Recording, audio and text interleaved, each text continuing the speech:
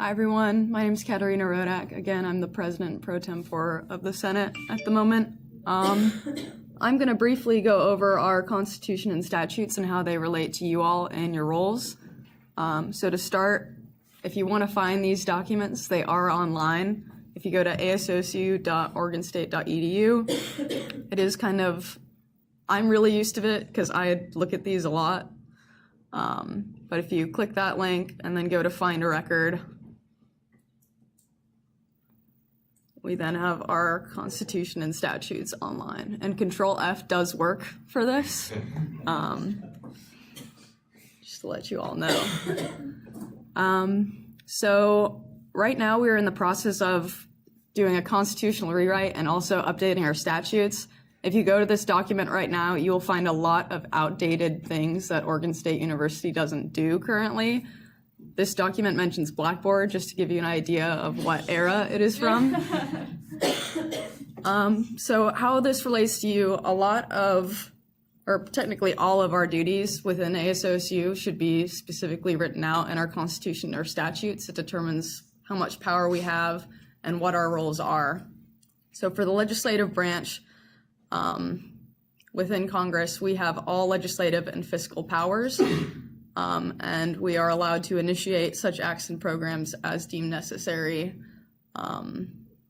as stated in our Constitution and statutes.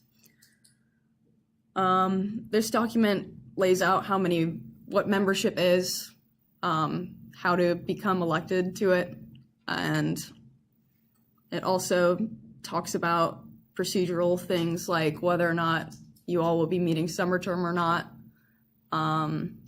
There are a lot of things that are currently up in the air and looking to be changed. Right now, Senate meets during summer, or at least is allowed to meet, but House currently isn't, which is something we're trying to change. So the major difference between the Constitution and statutes is what it takes to amend them. So for our Constitution, we need to get it approved by a certain percentage of our student body. So if all of you voted, which I hope you did, in our current student fee for at-large membership, there is also a clause where we're asking students to either approve or deny the changes that we have currently proposed regarding our Constitution.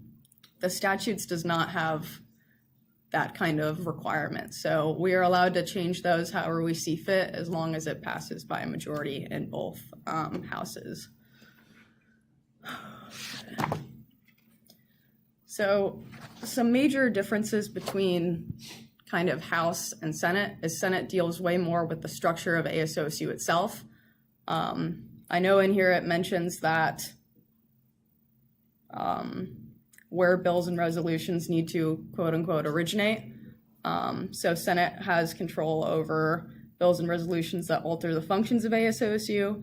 House has control over bills and resolutions that either increase or decrease the spending or revenue of ASOSU. This doesn't get overwritten. This will be talked hopefully about more later when we go through the legislative process, but a lot of stuff is done in joint bills or joint resolutions, just so that we're able to get through legislation faster instead of taking 5 weeks to pass one thing if it has to go in between houses. Let's see. So I would recommend you read this entire document because it's all important, but some really key things of note with regards to Congress is the impeachment process. It's something that both houses have control over, but in kind of two different stages. So articles of impeachment originate in the House. They then determine whether or not they want to pass it on to Senate for a trial.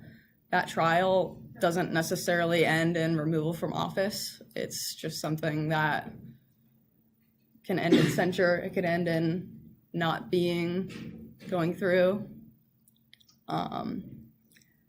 And that's kind of one thing that is solely done within this branch. So anyone within ASOSU can be impeached, even if they're elected, hired. I think that might be the only two designations we have. but it is something that is important, especially with our code of conduct and kind of our responsibilities that are laid out in this document.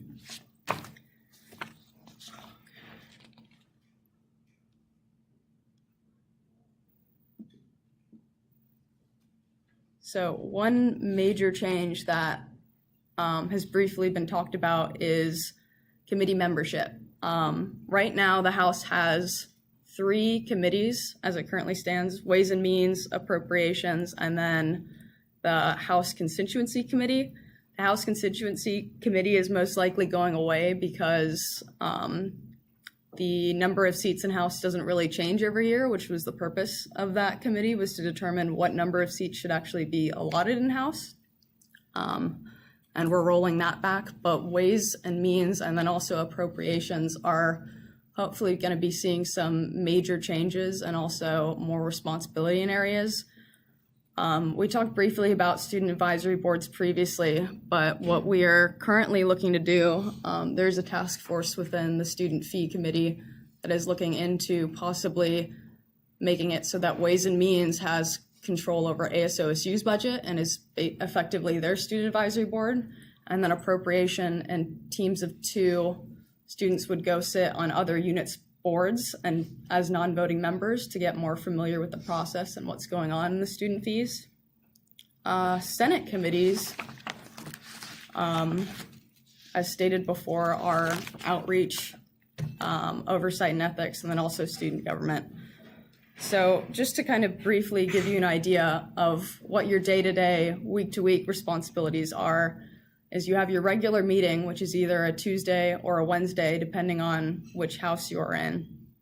Those meetings tend to be about an hour to an hour and a half, and that is when you're going to be voting on legislation and discussing it. You also are required to hold 1 office hour per week. This is currently still being defined as what could count as that. This year, we've chosen to make it so that if you wear your OSU t-shirt and go out to a club and talk about ASOSU or even just meet with students one-on-one to discuss their issues, that could be counted as your office hour. And then your final responsibility, or I guess hour of work, will be in regards to what committees you stand on. And committee membership is divvied out by the leaders of your body, so the vice president and also the speaker. But I would say that they're probably pretty inclined to listening to what you would want to go into specifically, because you need to be at least one committee in your current role. Is there anything else? Could you go over absences and meetings? Yeah, so that's another thing that's currently changing. Right now, your office can be vacated if you're missing office hours. Like if you miss, I think it's 4 office hours in a term, your seat's declared vacant. There's nothing like that currently for regular meetings, which might possibly change, or we're refining our inquiry of commitment process. That process is basically, in its current interpretation, it's a prerequisite for impeachment. So it's basically saying, do you really still want to be involved in ASOSU because we don't believe that you've been doing your duties correctly. So the duties for congressional members are those kind of 3 hours of work that you will be doing every week that you really need to stay up on. So I guess with regards to that, if you were to miss, I believe it's more than 2 meetings in a term during the regular meeting time, like if you were to not come to Senate for 2 meetings in a row or more, it's up to the leader of the body to then initiate the inquiry of commitment process as it currently stands. Can you speak briefly about proxies? So you are allowed to send proxies to avoid getting an absence marked on your record. You can send someone in who will take the oath of office just for that one session, and they will then vote for you. You cannot use proxies at joint session, which is our student fee voting approval session, which happens in winter term, that's the really long meeting. Are there any other questions? Are there any specific mandatory meetings over the summer that we need to be in town for or anything like that? So all regular meetings that are done over the summer, I believe, will be available through telecommuting. Those meetings still have to make quorum, and quorum is basically a majority of members need to be present. So if you were to call a House meeting and only 3 representatives showed up, you wouldn't be able to vote on anything, because obviously you don't have a consensus of the body there. For office hours, are they in like a designated place, like is there an office or something? Can you hold them? Say if we're in a lab, where we hold. Yeah. Cool, so I'll kind of address that question. So the expectations of office hours this incoming year will kind of change, and it'll also be determined based on whether those expectations are being made by Aiden, who's going to be president of the Senate, or me. Speaking for House directly, we're still kind of working on figuring out what some of those specifications will be, but we are planning on expecting you all to make your office hours on campus. In the past, that wasn't the case, and there were representatives that would hold their office hours at restaurants and stuff, and it's really not accessible if you do that to students. But we do believe that it is more accessible if you have the ability to move your office hours around different locations on campus where students can access you. So it's not like they would be required in the ASOSU office, but they would be required to be on campus. And I'll also be expecting you all to sign in when you have your office hours through our ASOSU office. So like every time you come in for an office hour, you'll go there first, sign in, and then you can go to wherever your location will be. The other thing is that you need to send by the second week of the term where your office hours will be to our congressional clerk, Tatiana, right over there.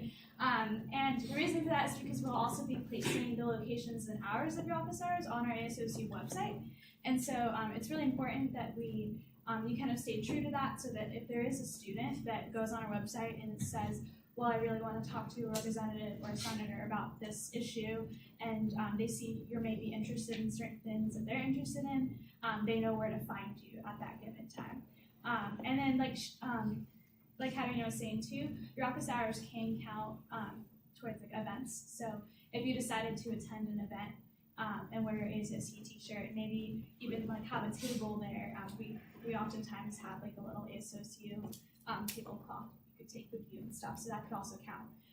Another thing is that you're also expected, this is true for representatives and senators, to attend 2 events during the term. And so those 2 events, you can't count office hours for, they'd be an additional to that.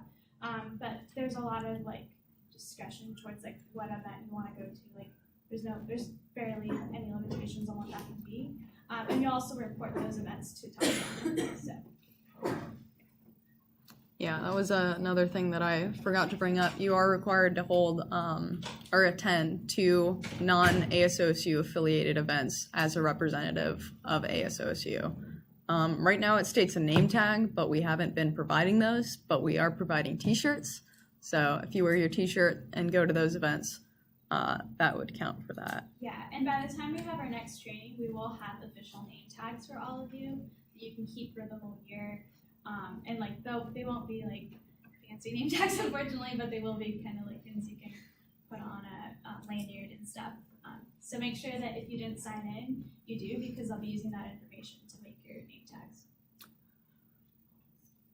Just a general question about quorum. I know if we don't have it, we obviously can't vote on anything, but how does that work with first and second readings and approval of minutes and announcements and just kind of the other lesser important stuff? Or if we don't have quorum, we just really not do anything in general?